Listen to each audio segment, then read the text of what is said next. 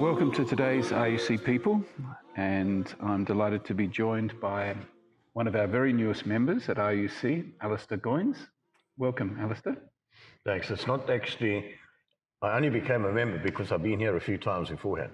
Yes, but yes, still one of the more recently inaugurated members. So it's good to have you as part of our community, and look forward to getting to know you a bit better now.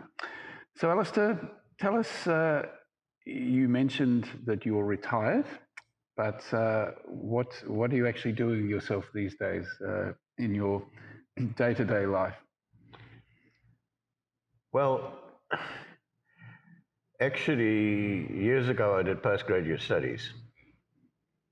And one of the things we were asked to do was to fill in a questionnaire about various aspects of life, working in that. And I was never very keen on working in an organization. I wanted to work for myself. Okay. And the response I gave was I was outside the business class. Outside the business class? Yes, well, it was a business degree. Okay. And I thought it was important to do this so I could see where I fitted into business. Okay. And when I spoke to the lecturer afterwards, I said, I'm all for scale. I said, don't worry about that. Just understand that you are, and understand that you are working in the corporate world, and get to understand it when the right opportunity comes. Okay. Take it.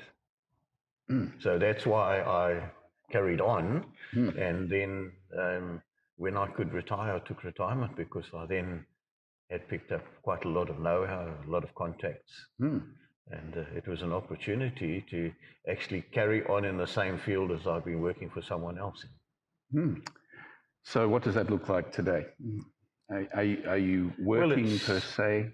Yes, I'm doing very much the same thing, but I worked in the pipe industry. And it was looking at, it was originally in the concrete pipe industry, but then since I've been on my own, I've looked at the whole range of pipe materials in terms of water supply and wastewater disposal. Okay. So the pipe industry. Yes. Okay. And what kind of training did you do? What was your qualification? I did a civil engineering degree. And then I did a master's in business afterwards. Right, I see. But that was not my original intention when I was at school. Okay, well, what was your original intention? I wanted to become an artist. And what kind of artist? Sculpturer. A sculpturer? Yes. And have you managed to pursue that at all over the years? Not really, but maybe, if I look at the family, that my mother was an artist. And my dad was an engineer. So there was a bit of a conflict in interests in the way we looked at things. Okay. But, and they persuaded me, they said, no, you've got to do something where you're going to get a decent income and a stable income. And sculpting wasn't it. And it wasn't it. And it took me a problem with studying initially in a technical field. Right. And so why civil engineering? Did you, okay, not sculpting, but... Well, it's related to the environment. Okay. It's meeting social needs. Although when I studied, there wasn't the focus on that. But I certainly had those views.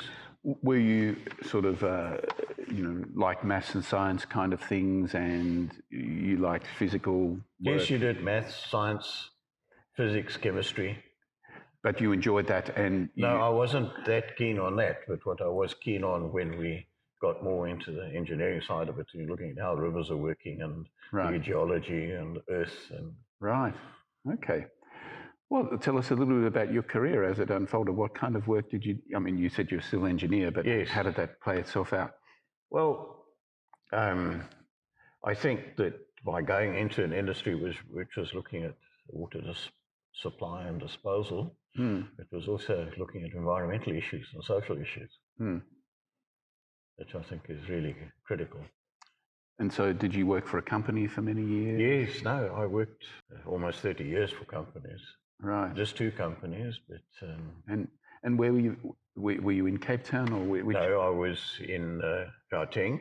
Mm. Although what I did do, I had just over a year working in Cape Town, Mm. and I wanted to stay here. Right. So that did influence me. Right. Okay. So I want to come back to the present a little bit. You've recently found your way to RUC. Yes. How did that come about? And well, for one thing, Rowan, mm. She came here. That's your daughter.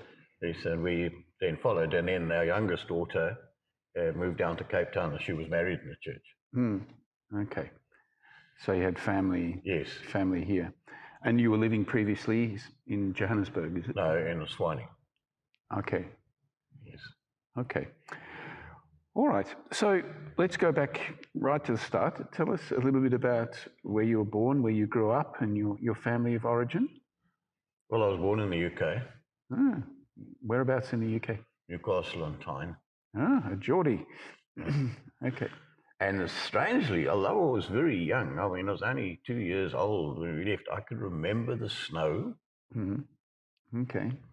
And my parents stayed on a small holding. Mm. And I can remember using a tray and going down the snow on a tray. Okay, at a very young age. Yeah. And then we came to South Africa. My dad came first, and then my mom and I came on a steamship those days. Right. And big family, how many siblings? Just one. No, just me. Oh, only child? Yeah, so that's why I had to make it up. So now there's 8 children between Glynis and I. Wow, okay. You've been busy between you. Okay, so you're an only child, and you said your parents, you grew up in the northeast of England, but moved... No, I mean, that was just, I was born there, but... You moved here very young? Yes. Right, okay. And what was your father doing? What brought him to South Africa? Well, he found a job here in an engineering workshop. Right, okay. And, so he basically came here to get a job and start a new life? No, after at the end of the war, it was, I think lots of people look for opportunities elsewhere. Sure. And where did you come? Was it to Johannesburg or? We came to Benoni, which is on the East Rand. Yeah. Okay. And that's where you settled, and was that where you sort of spent your childhood? Yes. Right. Okay. And went to school in Benoni and... Well, I went to school in Benoni, and then I went to school in Boksburg for high school. Right. Okay. Yeah. And had aspirations to be a sculptor? Oh, right from, before I went to school, I had the idea of either modelling or sculpturing. Modelling? No, modelling in clay. Right. Okay. Yeah. And where did that come from? Was there art in the family? Well, very much so. I mean, my mom was an artist. Yeah, okay. And when she was in the UK, and then when she came here, she worked at pottery, doing the painting on the pottery. Okay, nice. All right. So went through school, went to university. Where did you go to university? At Wits. At Wits. Did civil engineering? Yes. Right. And did you enjoy that? Not to start. No, I think being an only child also, it was a bit crowded. Okay. And I had the same thing. I went to the Navy after school because then we used to do military training, and I found, too many people around was a problem. All right. You used to your own company. Yes. Okay. All right. And so you graduated from Wits, and then you started work in Johannesburg? Yes. Right, with a company. And did you feel like you'd found what you wanted to do? I mean, once I started, finally I got more interested in the topic, because very much related to that was what's happening in the environment, although there wasn't in those days, they didn't say much about environmental impact or social impact. Was that something on your mind at the time? I mean, in those years, green issues weren't really to the fore, I'm sure. I was very much, and that came also from my childhood, because my parents were different, but they agreed on some things. And one thing was being outside in the wilds. Right. So you always had this love of the outdoors. Yes. And how does that, are you a hiker, or, do you love doing stuff outdoors? Yes. Yeah, I still try one day a week to go on a hike. Okay. Well, Cape Town, you're in the right place, aren't Yes. you? What does hiking look like in Gauteng? Where would you go?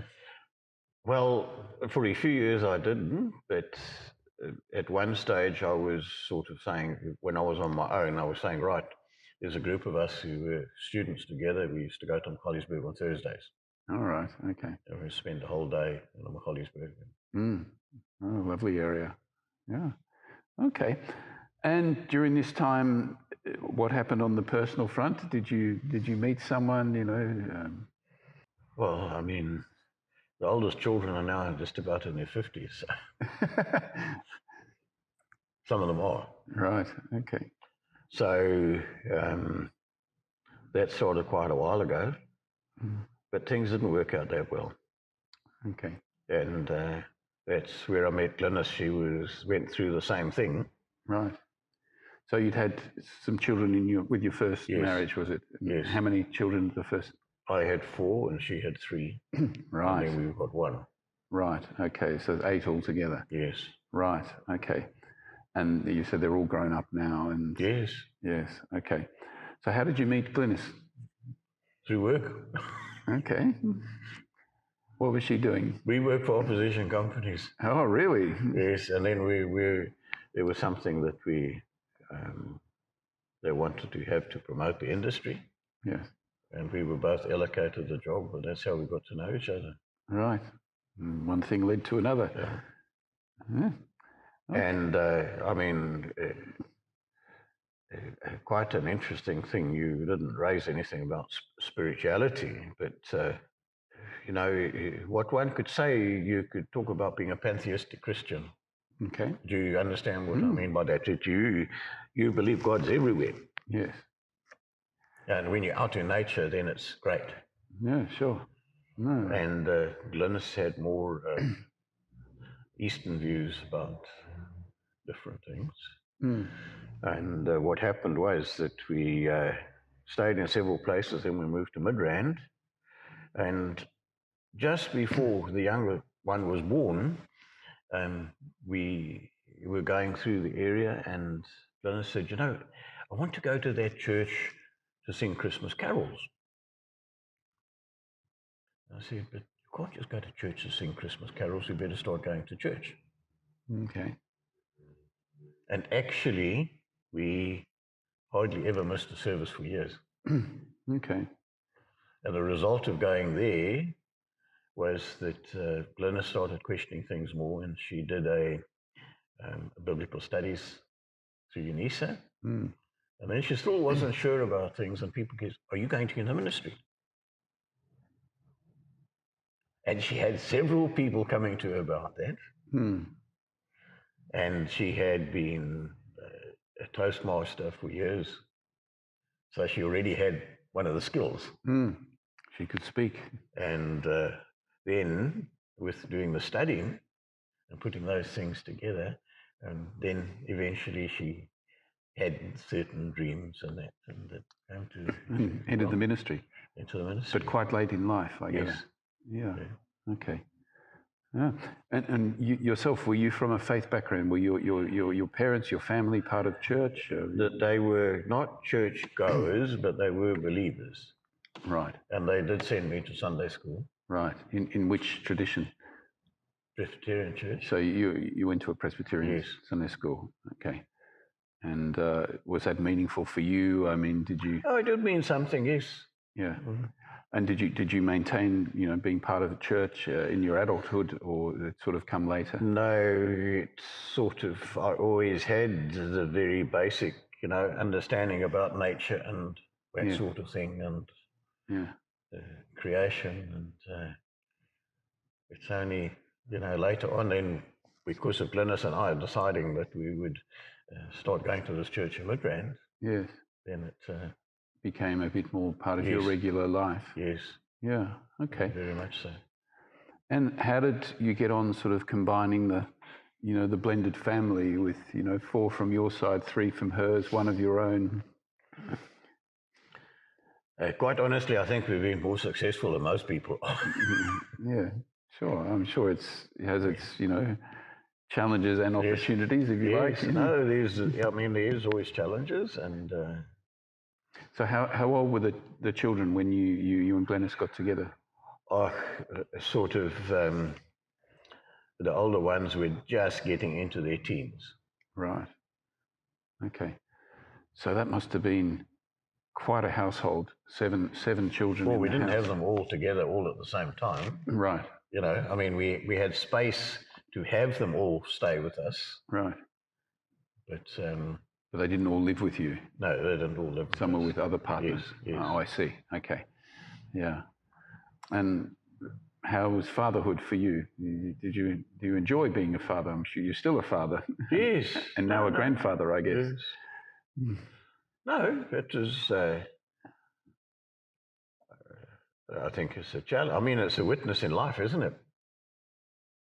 You've got responsibilities. Yeah, sure. But is it something you enjoyed? Yes, it is something that's enjoyable and it's worthwhile, and rather spend time with the family than going and doing other things. Right. Okay. And so you stayed in Gauteng, so you said it's both Johannesburg and Midrand?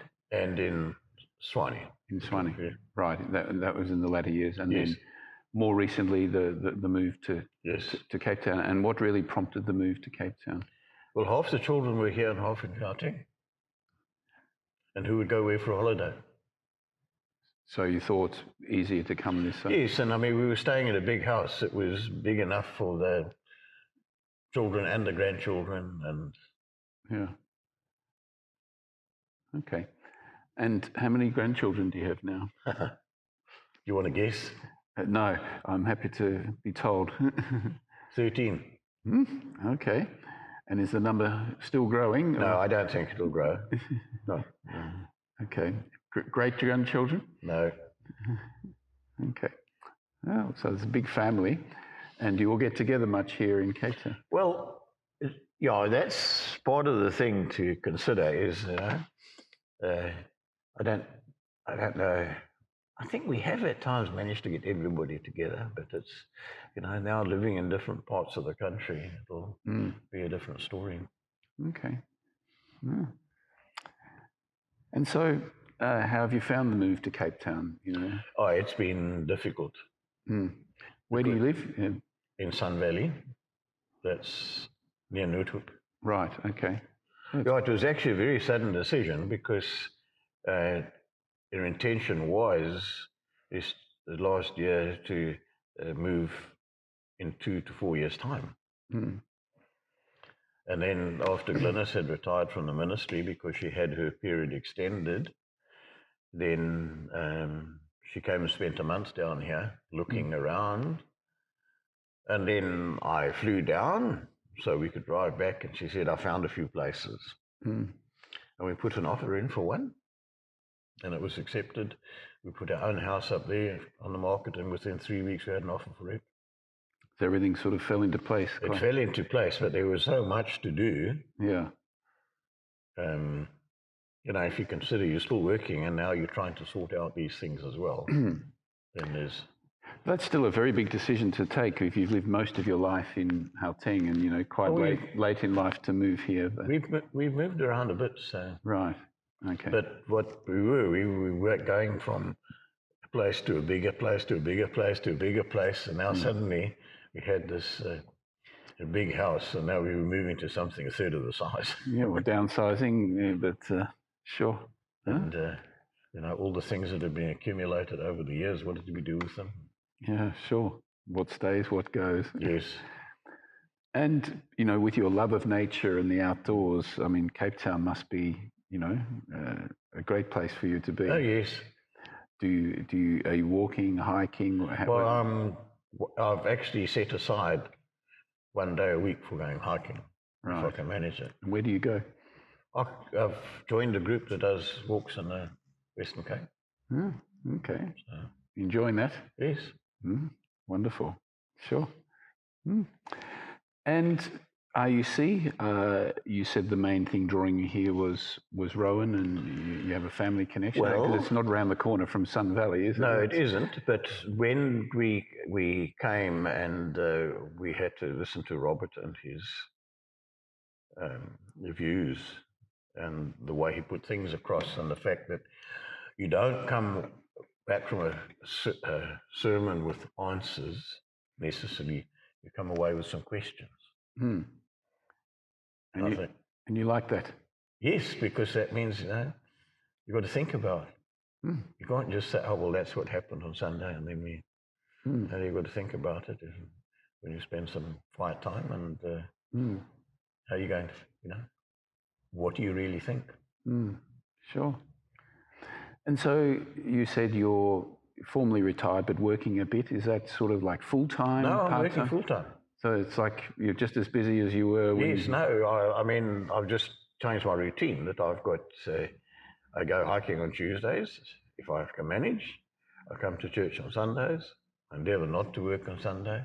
And on Saturday I do my admin. I see. Yeah. And the other days you're actually keeping busy. And Glenys, is she still? Well, she's been involved with central office. Okay. So still involved with the church, but not in a pastoral role per se. Yes. Right. Okay. Yeah. Well, and what does fun look like for you? What hobbies, interests? What makes you come alive? Well, I think maybe society is too orientated towards fun and self. Okay. And if we just look at what Jesus said we should be doing. I think you're allowed to have fun as well, aren't you? Well, but you've got to contribute towards society. And can't you do both? But maybe it's not so much fun as getting something out of life. Yeah, okay. Because fun is superficial in many respects. So, but if you're making a contribution, you're actually doing something which is worthwhile.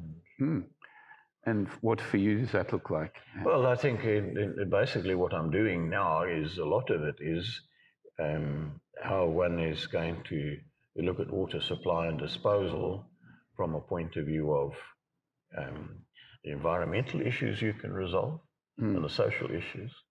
And there's lots of mistakes that have been made. Canalising rivers where they shouldn't canalise rivers. Should let rivers go where they've always been going. Are you involved with any environmental groups at the moment? What I'm doing is what's called, this is now you asking me to do something which is a little bit beyond what I thought. I'm involved in trenches technology, which is a rehabilitation of pipelines. Okay. So that you don't have to dig up your streets. Yes. So you minimise the environmental impact, you minimise social and business impact. Okay. Interesting. And is this something that's sort of growing and developing? A lot has happened in Europe and the States. Quite a lot has happened in Australia. Not very much has happened in this country, and there's a desperate need for it. Okay. We don't have the space. Yeah, sure. And we've got people desperately needing water. Yes. Wastewater disposal. Well, I'm glad you're taking that up. It's very important, obviously. Yeah. Can I ask you, when you reflect over your life, can you sort of identify turning points? Were there sort of moments that, shifted your trajectory,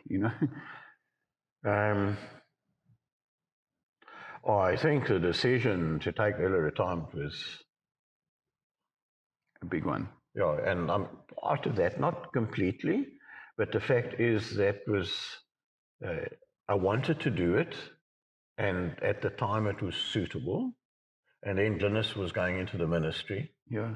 So it meant that one had more flexibility in life. Okay. And that sounds like it's been a very good decision for you. Well, sometimes it's been quite tough, and but overall you would look back and think? No, I think, yes, it was the right decision to make. And also the thing is that if you're working for yourself, you just carry on. You know, Moses didn't decide that was it after so many years. He just carried on for as long as he could. I guess if your health still allows and, you enjoy it. Well, that's the other thing to look at. You know, you consider Adam and Eve were put in a garden, and whether, just how exactly that was, but they had to provide for themselves. And we've had the same sort of attitude, really, that we grow what fresh produce we can. Yes, okay. And so, if you look forward, I mean, do you intend to continue to work indefinitely? I would say almost, yeah. Yeah, I mean, any new plans for the next 5 years or so? Like, what's on the horizon for you? Any big things coming up? Any changes you foresee? Well, I think the change we have to accept is having moved down here. So we've got to fit in with that and make sure it becomes stable, not rush ahead. Yeah.